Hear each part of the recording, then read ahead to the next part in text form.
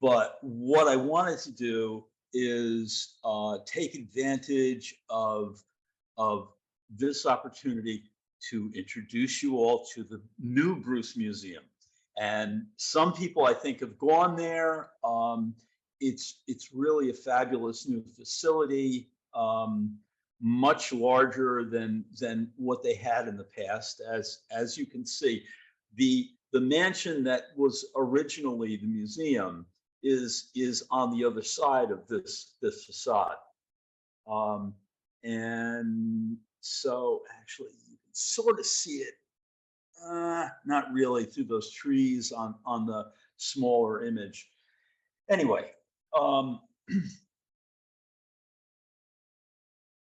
it's really a local gem.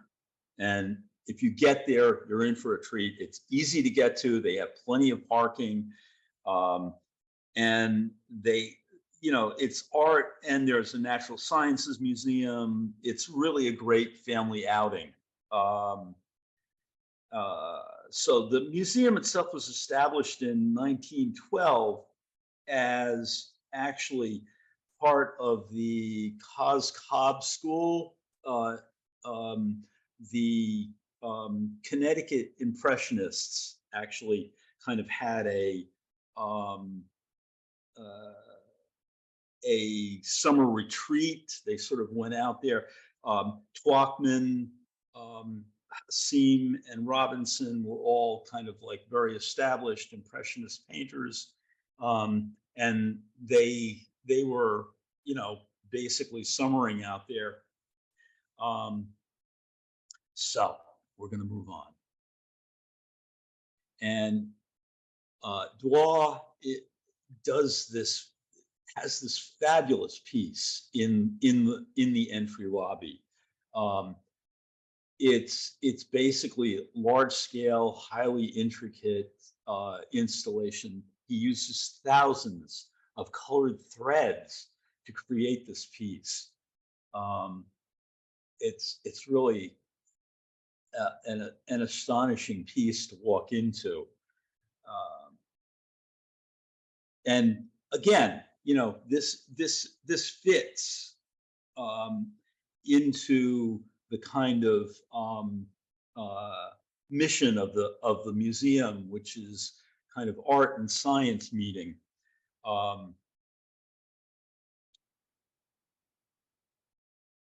There is a video. If you go to the website, there is a video of them creating the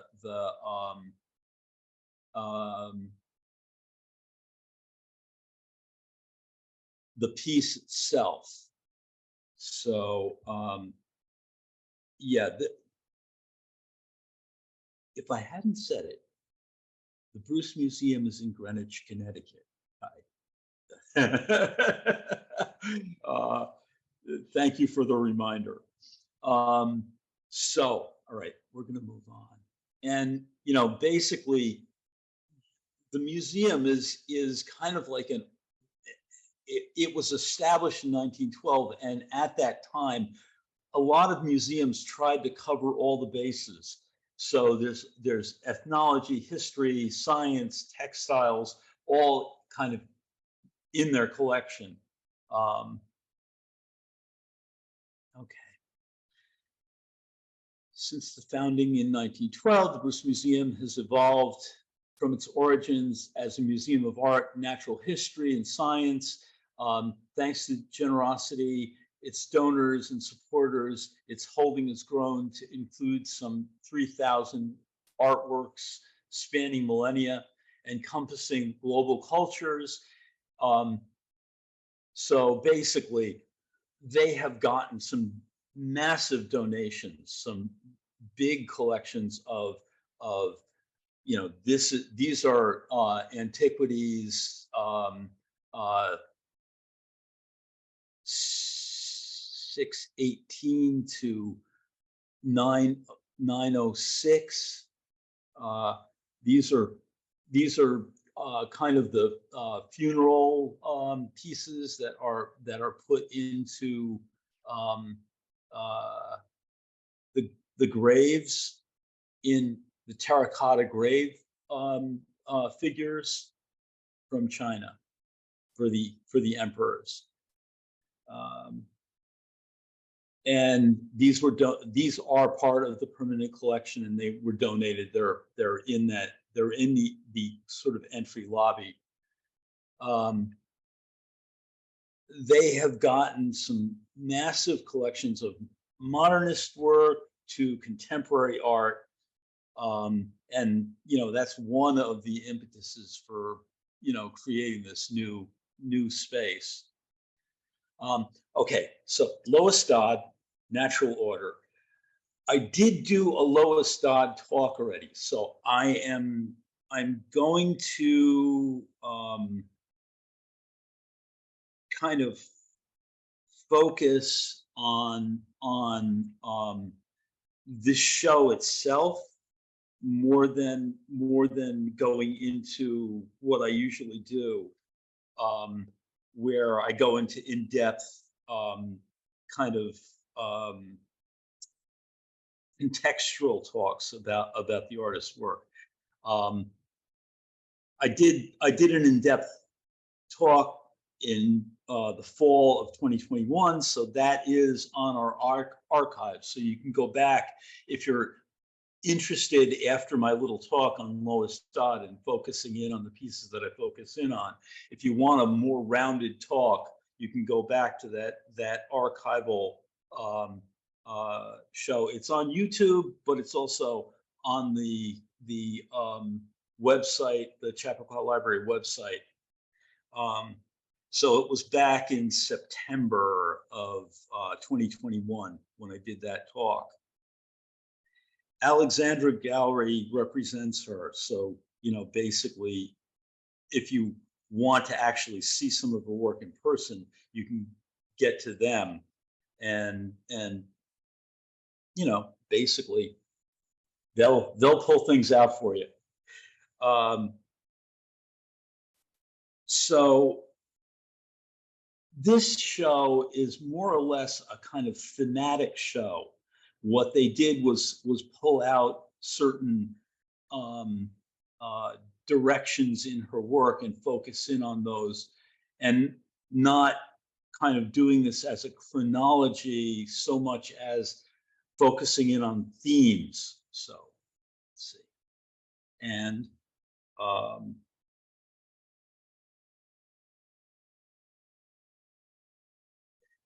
her career, she basically has had, she was born in, do I have that date? No, not right here. She basically she's 94, I believe now. So she's been painting for 70 years. So, there's a lot to choose from.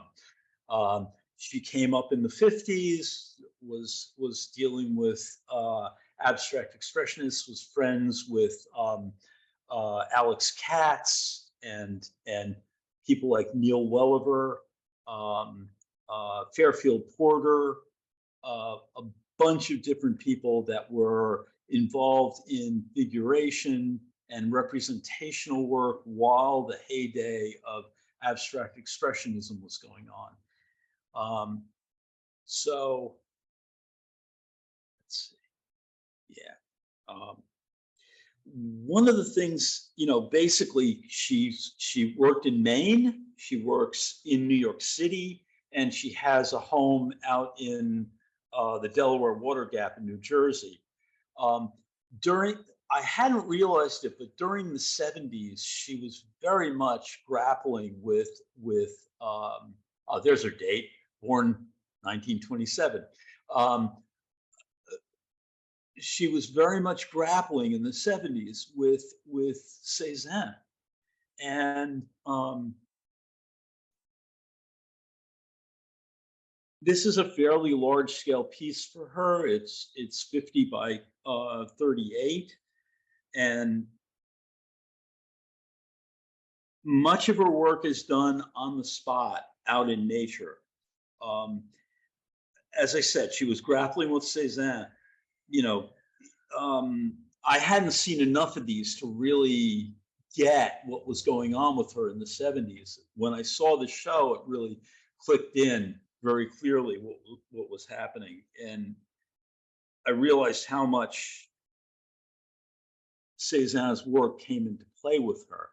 So if you look at what's going on here, there is, kind of multiple points of view that are in this piece, where basically the brush marks, the patches of brush marks are setting up directionality, moving the eye through the composition. Um, and I will pull up a Cézanne next to one of her pieces, and you can see how the patches of strokes kind of move the eye around the composition and set up planes that are really interesting. So that's one of the things I wanted to show you, that those really painterly strokes that kind of establish where you are in space in this on this flat plane. Um,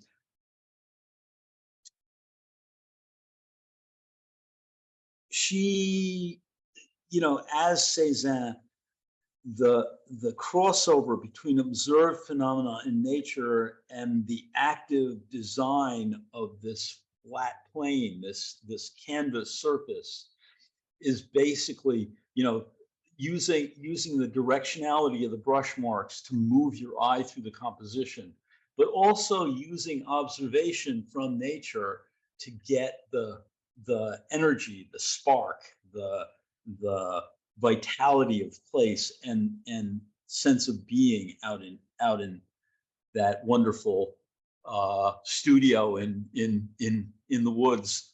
Um,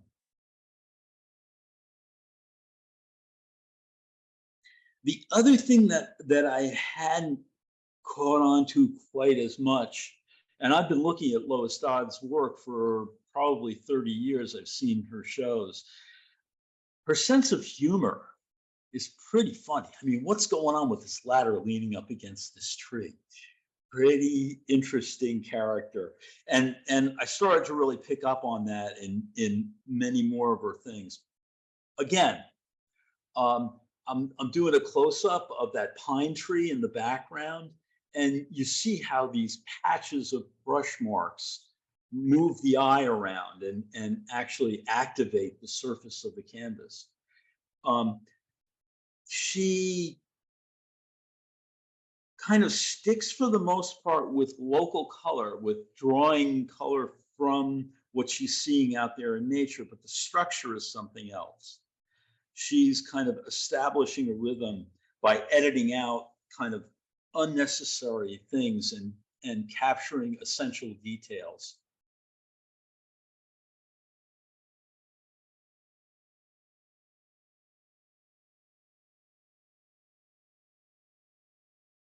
So this is a bit later. This is, basically, again, she's still using a limited palette, but more adventurous with the color. Um, and that loose, open, painterly brushwork, messing around in the leaves. Again, it's a fairly decent sized piece. It's 50 by 36, so it's a decent sized piece. And this is 1981. You know, all that work that she'd done in the 70s is kind of coming to a different place now.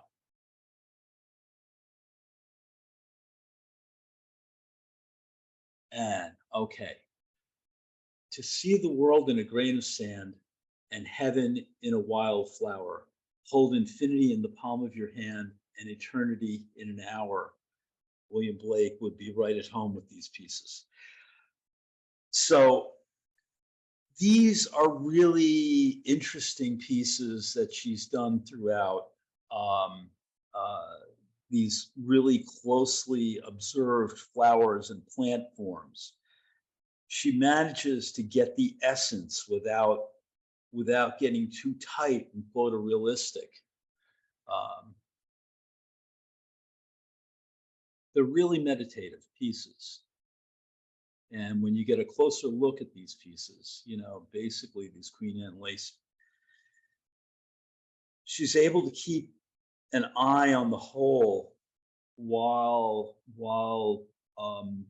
capturing, you know, these essential details.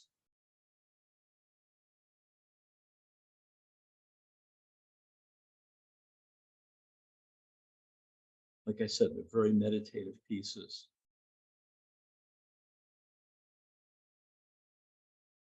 So this piece on the right is a detail of the middle piece, um, and she really gets into climbing inside this Queen Anne's lace, this folded up Queen Anne's lace. Okay.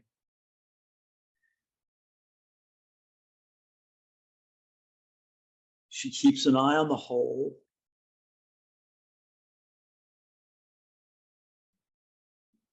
without you know getting too hung up in detail.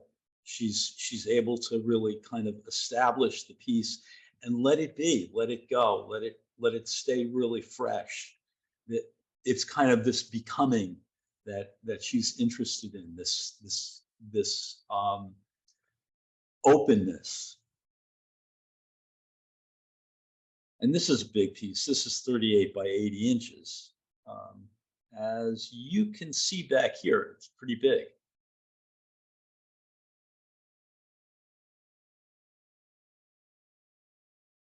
Okay.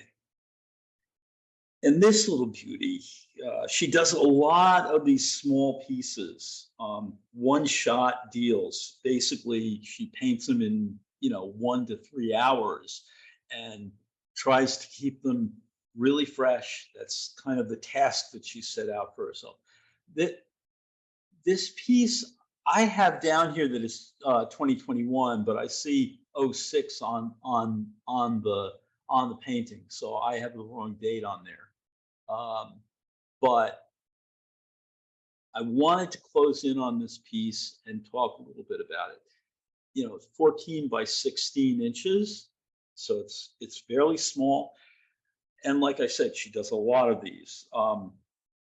The shows that I've seen at Alexandra Gallery, they set up these shelves in the gallery, and they'll put dozens of these wonderful little pieces that she does. So I'm going to close in a little bit on this, even closer, and talk a little bit about this.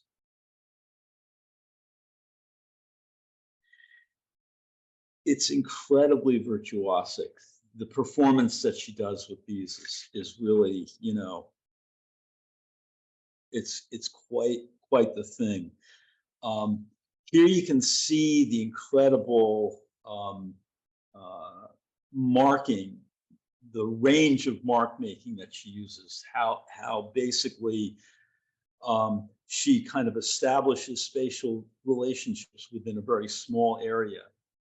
Kind of, you know, if you look at this background, the dots and the mark making in the green in the background, this very abstract mark making back there, and then she comes in after she establishes this foliage into the daylilies and this kind of gestural orange thing with these very few little indications, but you kind of get the feel of daylily back there, those kind of wavy petals. And then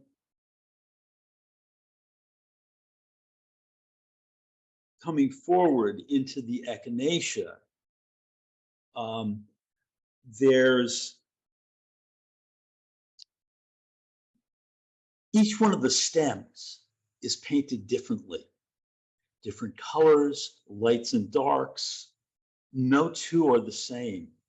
And one of the reasons I'm talking about the stems is they kind of establish the overlaps and space. If you look at the ones, these two on the left that are in the foreground, one is green, one has this kind of wheat color in it, and then this warm brown underneath the bottom of the petals.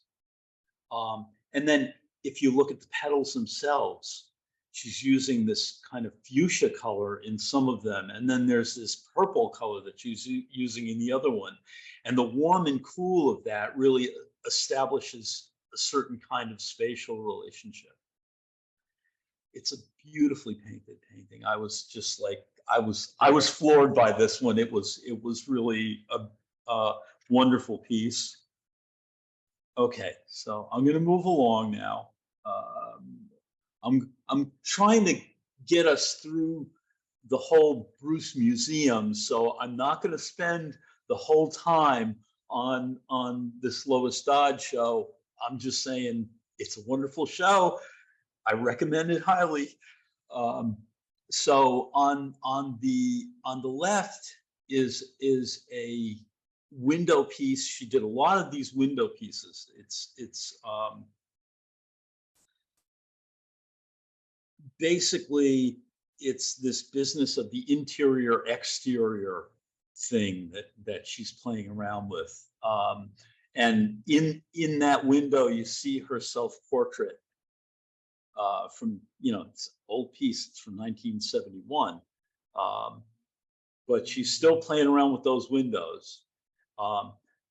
This piece is studio interior. We're back in New York. You kind of see some of this business going on outside the window, but these mirrors have these very interesting plays between spaces.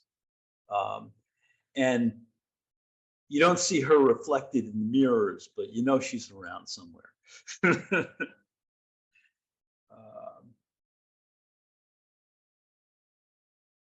Okay.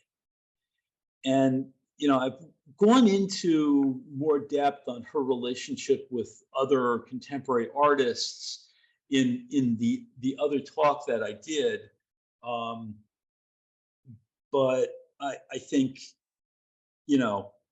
it doesn't hurt to look at Mondrian in relationship to the grid of the windows and what she was playing with there.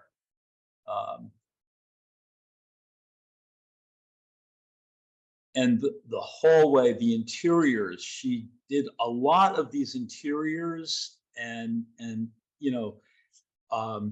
there's a correlation to some of the interiors by Hopper.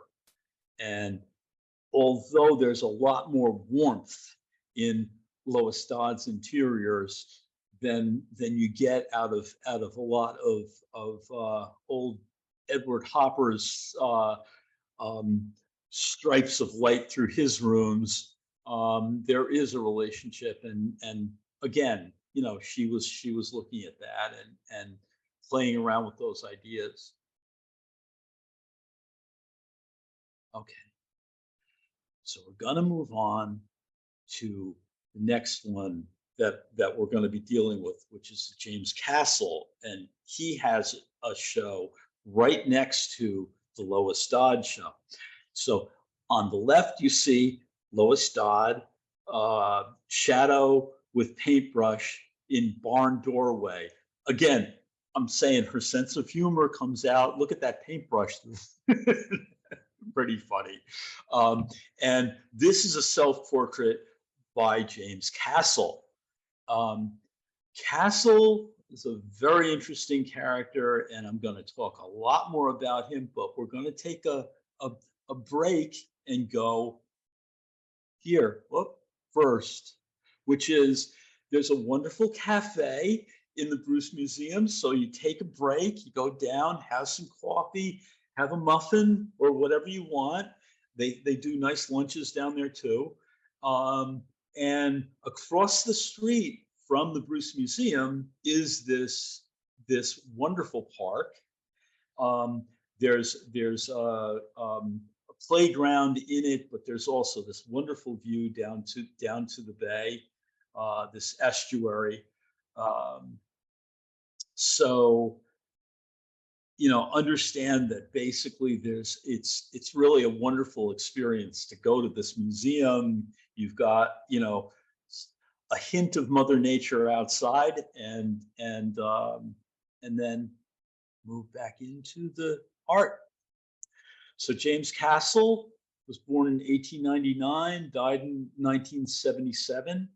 Featured in the show is more than 50 works, including rarely seen books and constructions drawn from the collection of the William Lewis Dreyfus Foundation in Mount Kisco. And basically, I don't know if all of you know about that, but you can set up a tour of the Dreyfus Foundation. You have to do that online, but if you go to the William Lewis Dreyfus Foundation, you can set up an appointment and go over and tour the collection. He's a very eclectic collector, but loved James Castle and collected a lot of them. So most of the work that's in the show came from that collection. Okay.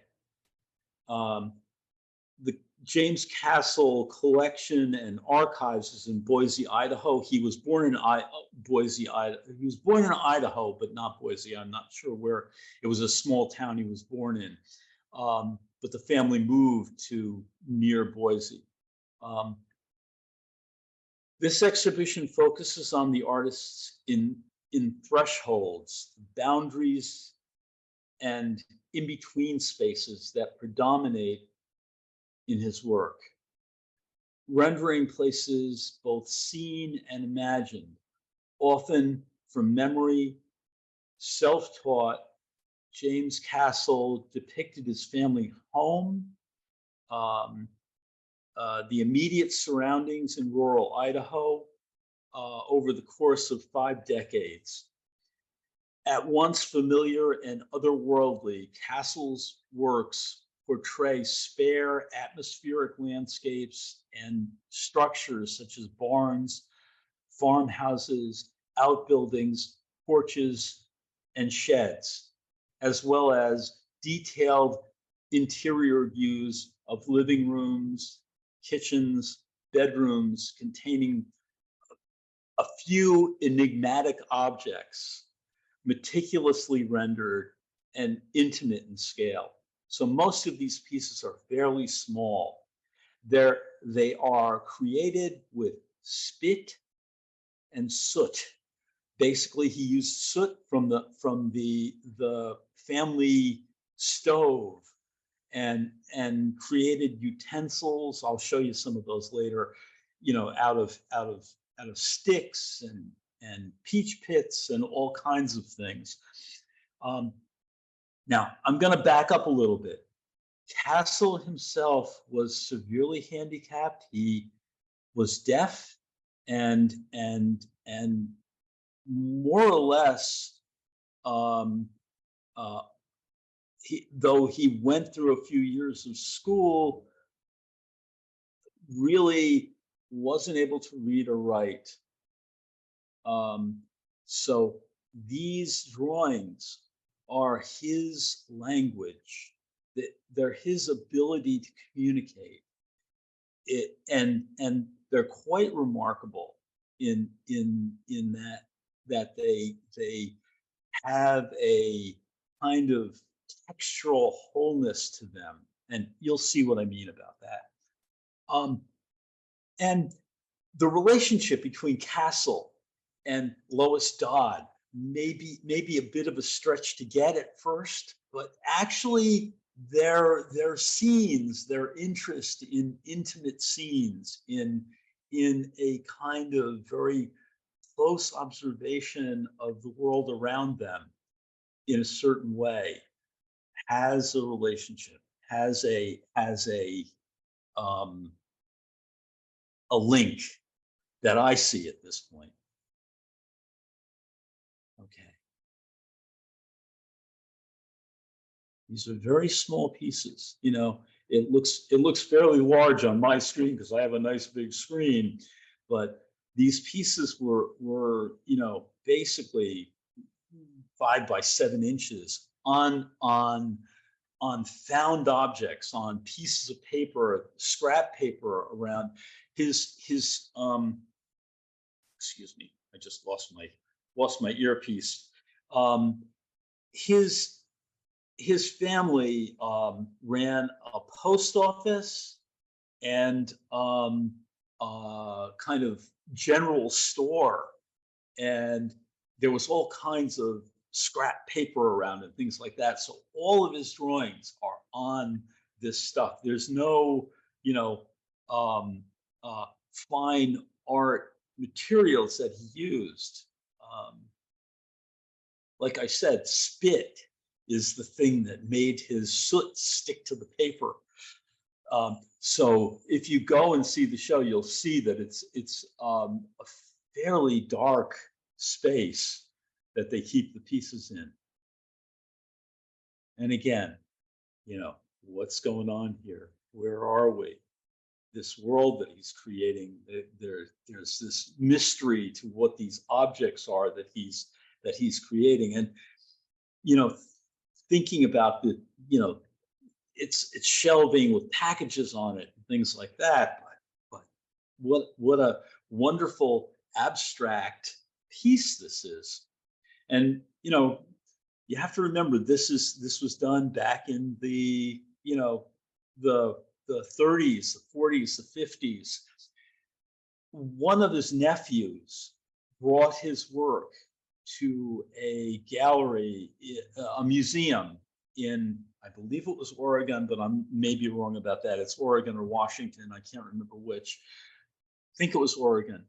And showed his work to the curators, and they were just overwhelmed by the work that they saw.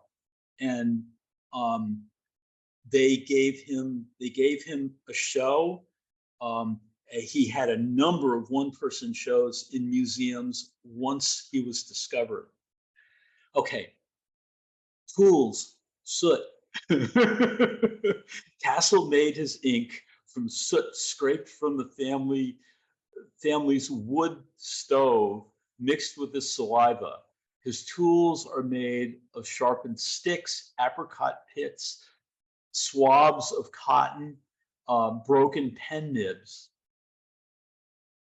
Okay, and this is a photograph of Castle, supposedly from the 50s. We don't know for sure, but that was the caption that I got. And then there's these bundles. Castle meticulously sewed together pieces of cardboard and other recycled materials to create boxes to house his drawings for safekeeping. So this stack, all these stacks, are these wonderful little drawings.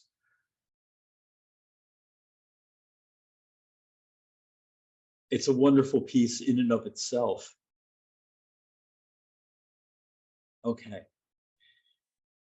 And Larry, yes. I have a question. Okay, go ahead. How much are these things worth? How much are they worth? Yeah. I have absolutely no idea now. Oh, okay. But they are very valuable, actually. His work has established a devoted collector base, and Dreyfus loved his work, and he has a museum in Boise that's devoted to his work. Okay, thank you. So yeah. So all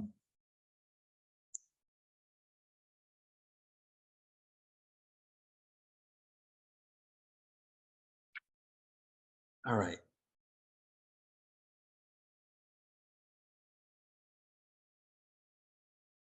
So as I said, he was self-taught. they're very abstract shapes.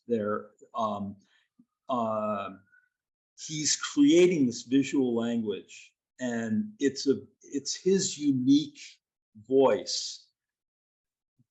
But what I'm doing here is showing a castle piece of this interior on the right, which shows this really searching, sensitive line interacting with these large, dark geometric forms that are, boxes or shelves or windows. They're definitely doorways. But look at the sensitivity of that line, the search, that wavering, experiential line trying to establish what's in front of him and give us a view of his way of perceiving the world. On the left is a Richard Diebenkorn, who is a Bay Area figurative painter who came back to representational work after doing a lot of abstract painting. And this is from probably the early 60s, the painting, the drawing on the left with a ballpoint pen. And you get the search for abstraction, the search of trying to establish forms in the world. And that same sort of, I was struck by the door handles and the sense of spatial relationships between those abstracted geometric forms. And also there's this business of, again, back to Mondrian, the grid. There is an effort to locate oneself in the universe and try and make sense out of what we're perceiving. Boy, that was a mouthful. Okay. Now, he did not just work in these drawings. He did a lot of different things, a lot of collage and assemblage pieces. He made these books. On the right is one of his books, and basically, he would create these books out of found paper and sew them together. Just very creative stuff and very original. And, most of them don't have any dates on them. So, okay, and there's these two figures. He did a lot of these figures. I saw tons of them when I was searching around. I didn't want to throw too many of these in because these aren't in the show, but I wanted you to see this end of his work. This book that is open is a one of the books on Castle's work, and he would collage onto cups and onto pictures and things like that. Creating these little figurines was something that he also did. There's tons of these at the website for the Castle Foundation.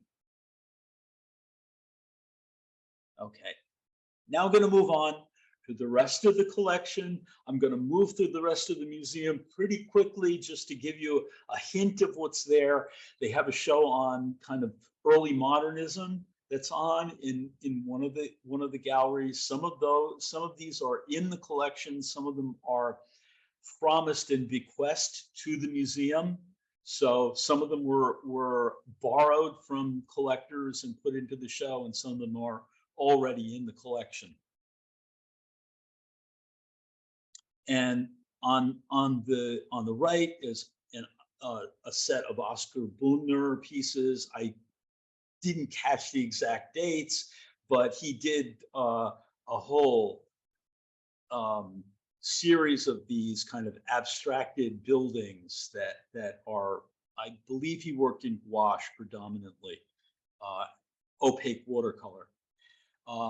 Alice Trumbull Mason is actually Emily Mason's mother, and she was a very, very well-established early abstractionist. Um, and Emily Mason was Wolf Kahn's wife.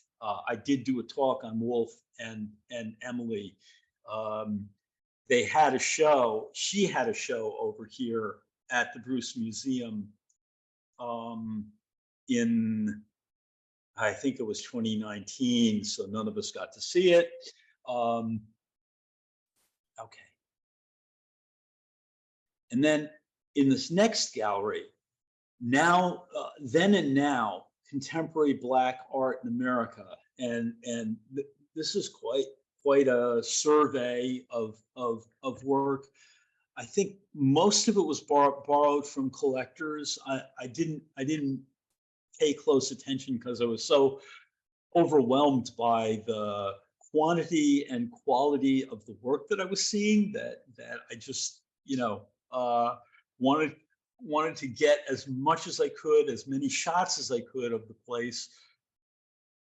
Okay, and this middle piece is a tapestry by Wiley. Wiley, I think many of you know or heard about him doing the Obama uh, portrait, which is now in DC. So this is a tapestry, and what he does with a lot of his compositions is he will imitate an old master. He will take the composition and reformulate it with guys from the hood. Um, so in this case, it's a Boucher, which you can see a little image of it on the right. Um, okay, I'm gonna move them.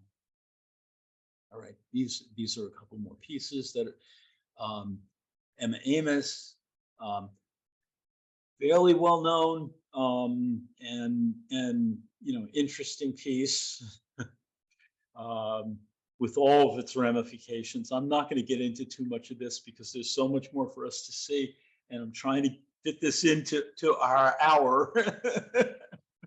um, this is a Beth Starr and her daughter Allison over on the left, um, and I'm not sure whose photograph that was. I didn't catch that. Okay. And they have this collection of modernist works. There's a Miro and a wonderful little Matisse and a couple of Picassos. They have a great little wacky Cézanne bather. Um, they have these two Giacomettis. Again, Walker Evans, and they have this little gem of a Corot in there. It's really a beautiful Corot. And Hassim and Twachtman were both Cos Cob, members of that impressionist group. They have a whole gallery of those impressionist painters. This Bearden wasn't out, but it is in their collection. So at some point they'll cycle it back out again. And here we have the last gallery in the art section of the museum. And this is a show of Eli Nettleman's work and beautiful pieces, very interesting guy, early 20th century. Actually was the first person to look at folk art and say this is art, and he actually established a museum of folk art, which is no longer there, but it was established in, I believe it was either Yonkers or Riverdale, something like that. And so he had a huge collection of folk art, weather vanes, and basically pottery and folk art of various kinds. And you can see the kind of influence that simplification of form had on him. There's kind of a directness to folk art that really appealed to Nettleman. And then again, you can see out the window. It's a beautiful place. So, the Bruce Museum, where art meets science. This is their website, and I didn't even go into any of the gems. They have stuffed birds and animals. They have a fashion collection. They have all kinds of stuff in the other areas of the museum. I really recommend it highly.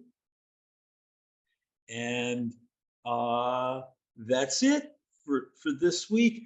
Actually, in 2 weeks, right now things are a little bit hodgepodgey on the calendar. That's my fault. Nobody's fault at the library, and I will straighten it out.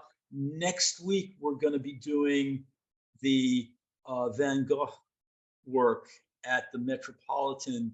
They are doing a show of his paintings from basically Starry Night and the cedar pieces, those wonderful paintings with his spiraling, vibrant trees. So it's not a huge show, but it should be really interesting to explore, and we'll go there. So That's what's so wonderful about this. You talk about places I would have never gone to, and you tell us all a place to go. Especially that's a nice place. These are places that close by, and you might not have heard about it or thought about it much. But yeah, I will say that the Bruce Museum is beautiful. So yes, yeah, that's a really good place. So thank you, Larry, and I hope you all have some places to go come the summer months.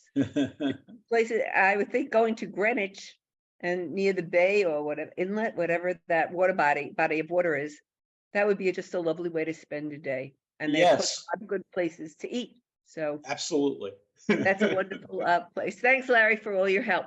Okay. And thank you all again. One other thing, there is another section of the Bruce Museum, not the Bruce Museum, but the Bruce Park, that is actually even bigger than the area that's right across the street. And they can give you directions to it. It's fairly simple to get to, and it's a wonderful area. It's got a lot of ponds and things like that, and water features throughout. So there you go. It's a whole day. That's a whole day. It is.